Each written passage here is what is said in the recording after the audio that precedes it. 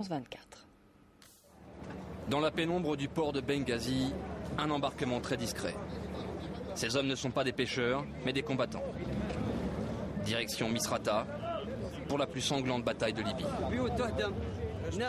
Là-bas, les maisons s'écroulent sous les bombes. Les gens meurent. Les femmes et les enfants meurent. On retrouve partout des corps démembrés. C'est une vraie extermination. La victoire nous viendra de Dieu. Là-bas, à Misrata, la rébellion est encerclée, dos à la mer. 2 heures de chargement, la cale déborde de roquettes. Et mon frère, en voilà encore 70. Et il y en a encore qui arrivent. Pas de temps à perdre, le bateau doit partir dans la nuit. Avec des vivres et des combattants, mais surtout avec des armes et des munitions. Beaucoup de munitions. Nous embarquons avec les volontaires. Pour la durée de la traversée, le navire sera protégé par l'OTAN, qui croise au large. Bonsoir, ici navire de guerre de l'OTAN. Quel est le type de bateau que vous utilisez? Chalutier de petite taille. Quelle est votre destination finale? Misrata, port de Misrata. Merci, restez sur Canal 71 pour plus d'instructions. Il faut 3 nuits et 2 jours de mer pour gagner Misrata. La météo est bonne, et comme prévu, la marine de l'OTAN n'est pas loin.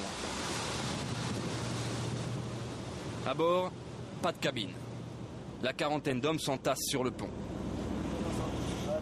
Le bateau est en fait un vieux chalutier d'à peine 20 mètres, bourré d'explosifs et de munitions. Le voyage est long, et certains naviguent pour la première fois.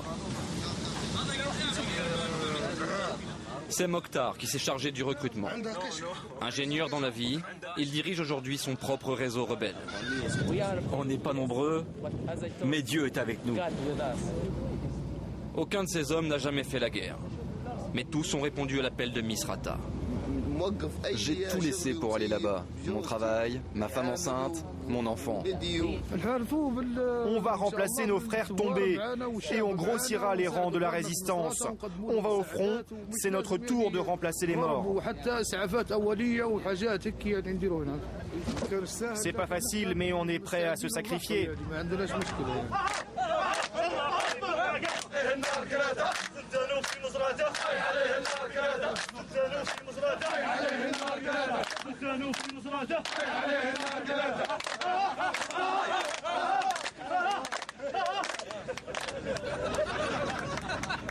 Dernier moment d'insouciance, les hommes tuent le temps et l'angoisse. Là vous rigolez, mais vous verrez, à Misrata, ce ne sera pas comme ça, vous allez tous vous planquer.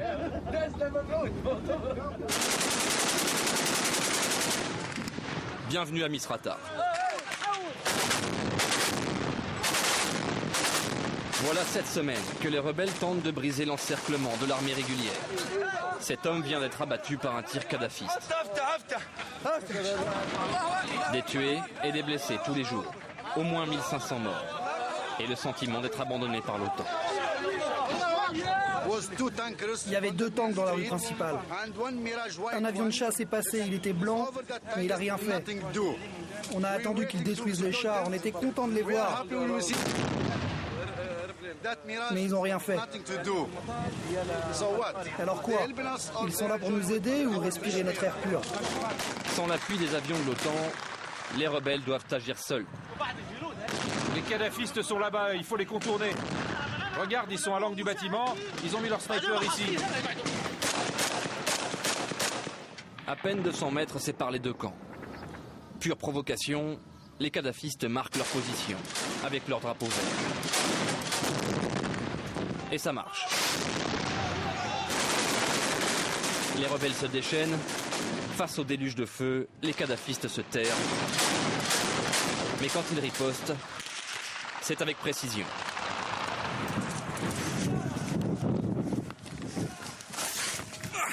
Et ils font mouche. Une voiture, envoyez une voiture.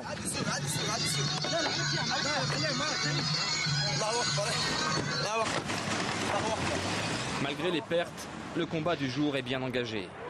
Mais sur l'autre front, à l'est de la ville, les kadhafistes reprennent l'avantage. Ici Tripoli Street, ici Tripoli Street. On se fait tirer dessus. On a besoin d'aide. Toi, tu connais l'endroit. Tu prends tes hommes et tes armes avec le RPG. Il ne faut pas mégoter maintenant. Il n'y a qu'un seul patron et il faut l'écouter. Ok, ça marche.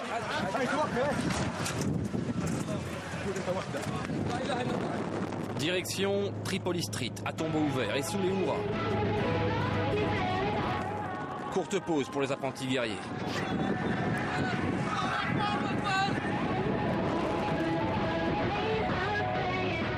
Là-bas, sous la fumée noire, les tirs d'artillerie kadhafistes ont fait fuir les rebelles. Salahuldin, le chef, veut montrer l'exemple. C'est lui qui prend le volant pour mener l'attaque. En plein carrefour. À découvert.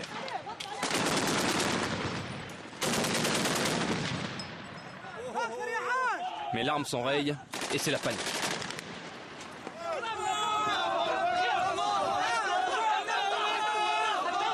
C'est bloqué, c'est bloqué. Ah la vache, c'est bloqué.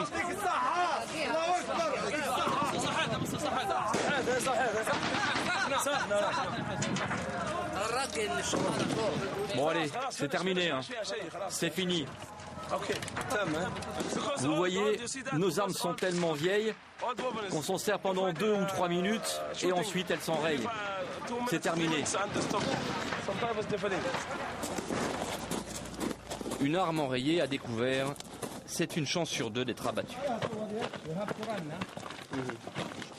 Alors il faut courir, baisser la tête et ruser. Coursive, chatière, les murs protègent des tirs, mais surtout des vues de l'ennemi. Il faut traverser cette ruelle. Mais il y a un sniper dans l'axe. Donc on va devoir courir. Et le silence est trompeur.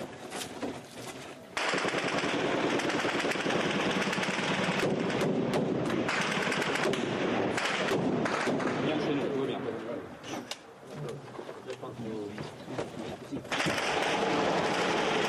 Oui. Ok, on y va. Allez, yallah.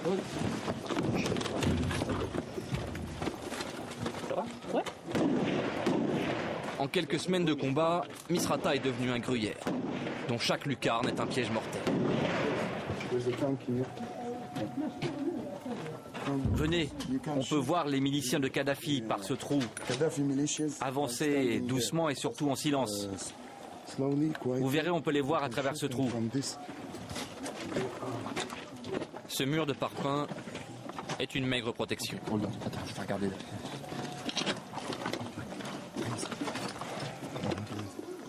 En face, les kadhafistes ont bougé. La chasse reprend et la course encore. On les a encerclés par là. Et ils sont toujours coincés dans un jardin. Ils ne peuvent pas sortir, c'est pour ça qu'on est posté ici. De temps en temps, ils essaient de sortir. Alors on leur tire dessus et ils retournent dans leur trou. Attention, tir de RPG.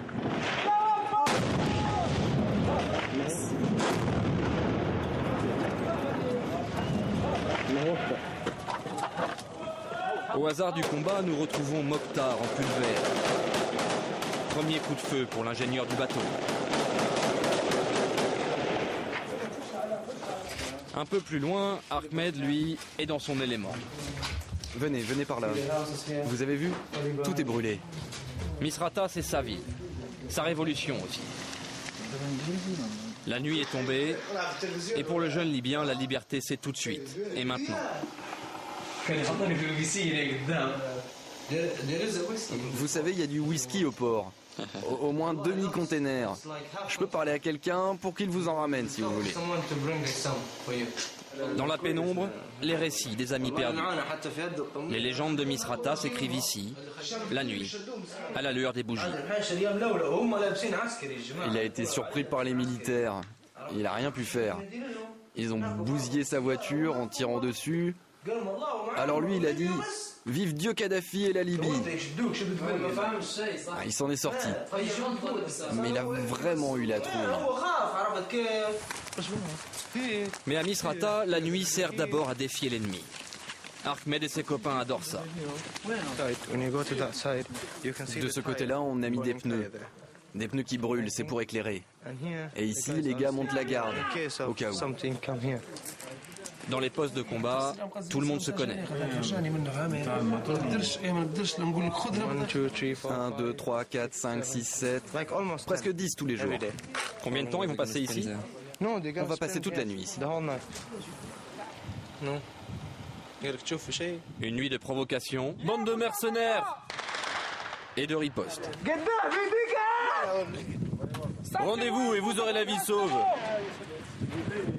Et si vous ne vous rendez pas, vous allez mourir.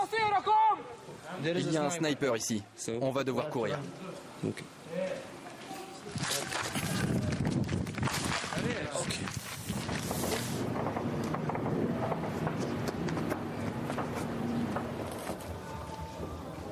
Au petit matin, Misrata compte ses morts. Soldats de Kadhafi ou rebelles, tous libyens. Et pour Salah ad-Din, tous enfants de l'islam. Avant de l'enterrer, on va le laver selon le rite musulman. Ensuite, comme tout musulman, il sera enterré dans un cimetière. Un cimetière musulman et un enterrement collectif, à la hâte, entre deux bombardements. Nous n'avons demandé que la liberté. Et ce que nous voulons, c'est que la vérité. En 10 jours de présence à Misrata, nous avons compté près de 400 morts. À notre départ, la ville entrait dans son 45e jour de combat.